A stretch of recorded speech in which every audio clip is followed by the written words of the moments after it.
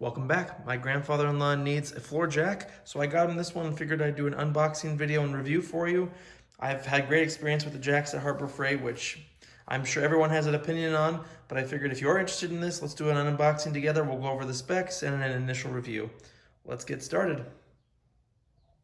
So this is the 3-ton jack. It is not the low profile one. This one has a lifting range of 5 1/8 inch all the way up to 18 1/4 inch. Has, of course, 6,000 pound max capacity lifting, aka 3 tons, and it has rapid pump technology.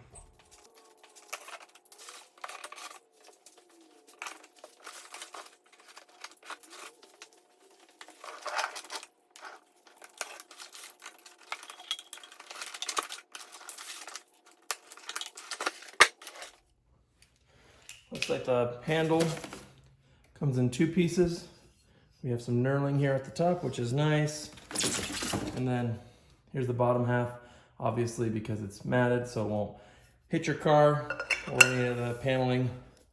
And then it just snaps together. Look at that. We're almost done. Looks like we have instructions. Those can just get thrown away. Foam. And there it is. All right, so now that we've thrown our back out, trying to get the jack out of the box, no pun intended, it gives us a handy set of instructions right here just to get the jack ready. It should have enough oil, but I would strongly suggest getting some just in case yours is on the low side. We want to bleed this sucker out, make sure it's good to go. First gripe, the sticky glue that they use is so strong that I'm gonna now have to take some time and clean that off. Here are the instructions. Just get the jack ready in case yours doesn't have it. And we'll just take care of that right now. First, we're gonna remove the cover here so that we can access the fill plug in case there is more oil needed and to help bleed it out. And there's 4 screws here on the sides that we'll need to take off to access that. Let's remove the Phillips head screws.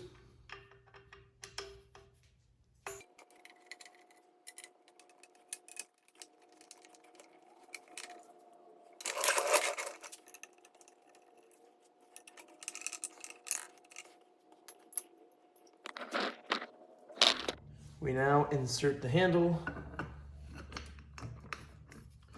Make sure it sits. And then push down. I'm going to tighten it a little bit here on the bottom with that retaining screw.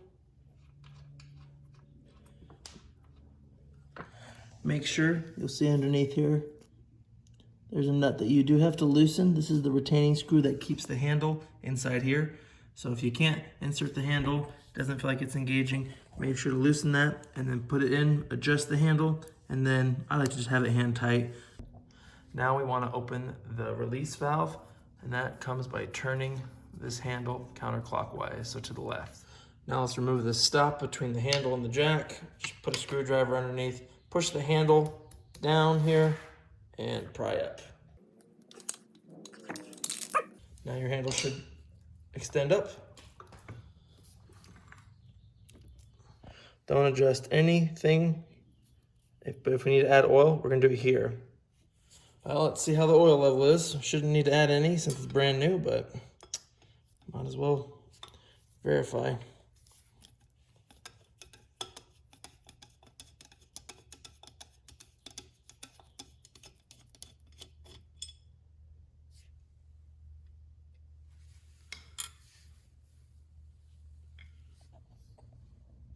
That looks a little dry, to be honest with you. And here's the oil that I'll be using. All right, so I have a funnel in here just because I guarantee I'm gonna make a mess. Then I also have some cardboard. I don't know if you can see it down there because I also know I'm gonna get oil everywhere. So now we just go until it's filled.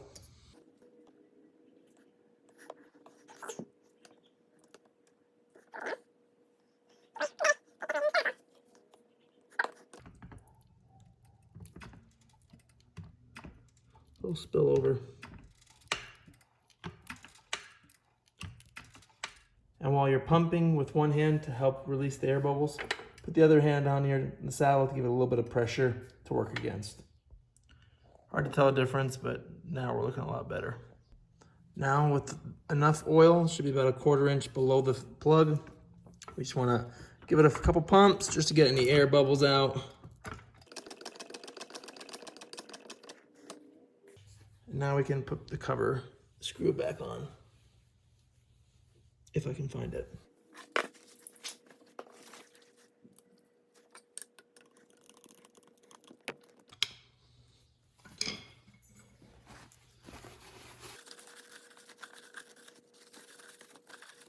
Let's do an initial test.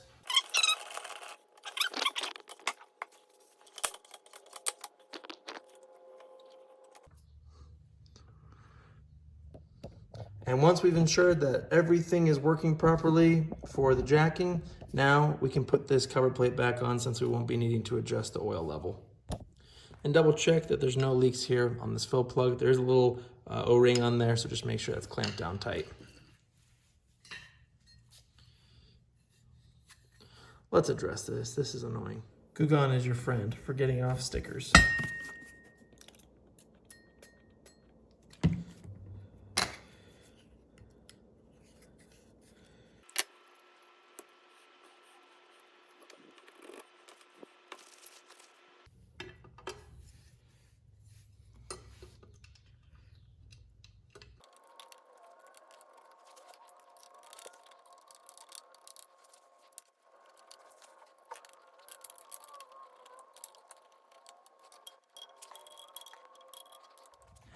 Another tip I would give is definitely look over the jack to ensure that there are no leaks, especially before you use it.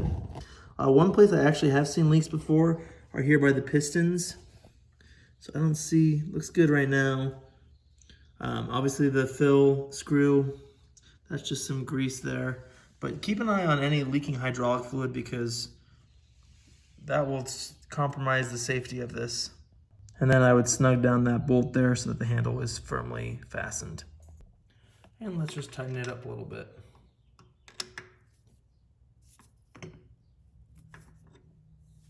Now it's strongly advisable to test your jack on something and actually carry a load before you, I guess, start really using it, just to make sure that there's not more air that needs to be bled out of the system. There's not something faulty or leaking on your jack, especially because these jacks only have a 90-day warranty unless you pay the extra extended warranty coverage plan. So since I didn't, I want to make sure that this thing is good to go for now. So what you can do, again at your own risk, is you can just jack up your vehicle, leave all the tires on, just don't do anything special, but just jack it up, leave it for a little bit just to see if, you know, the car goes back down to the ground. Obviously, you know, be careful where you're doing this, make sure there's no kids or whatnot. But if you want to test the integrity of your jack, you can just, you know, lift up the vehicle, keep all the tires on and see if, you know, within a few hours, if the tires are back on the floor, if they've, you know, changed at all, and you'll know if there's something wrong with your jack. So to test the jack, make sure we're good to go. Still have all the wheels on my Jeep here, have it chalked off in the back, and I'm just gonna jack it up slightly just to see how long it holds, see if there's any issues.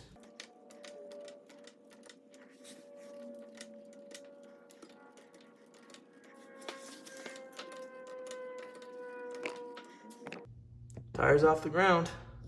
I'll let this sit for a little bit. It's in my garage, away from anybody that could get harmed by it. See if anything goes clap or crashes, I guess. Now I'm sure the question or comment will come up, so I'm going to address it right now. This is not me advocating that a floor jack replaces jack stands. Absolutely not. This is purely just a test to see if the jack has air in the system, it's leaking, or is unsafe to use. It is one way to do it. I would never just use or rely on a floor jack to lift up my vehicle. So just putting that out there. Well, so here we are. It's been a hot minute. I only jacked it up enough that the wheel could spin freely. And as you can see, it's still here. And now let's take a look at the jack and ensure that there's nothing leaking. And it looks like everything is good. No puddles of hydraulic fluid. So I would say this jack is ready to go.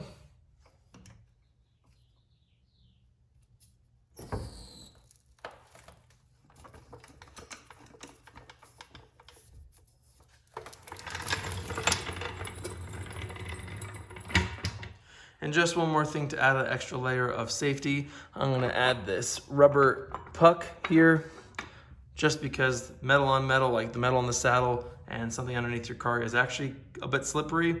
So it's a little bit safer to have one of those pucks on there just to add some more friction. That's not included with the jack, but I'll put a link below if you wanna find one that works with this jack. I do like the serviceability of this jack. For example, you can grease the lifting arm here. You can replace the saddle cup in case this gets scratched up or broken or whatnot.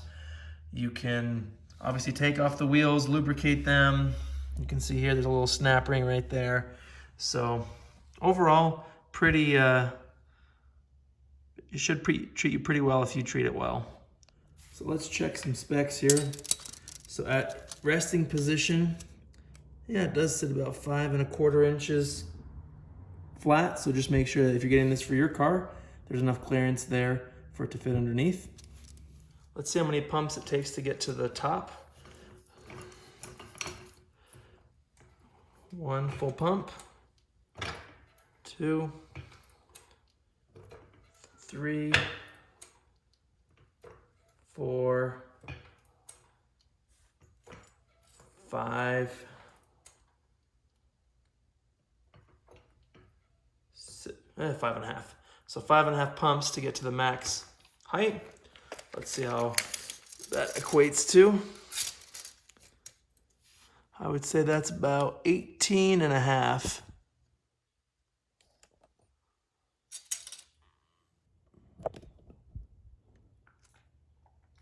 About 18.5. A little bit lower, I guess, if you're counting the valley here.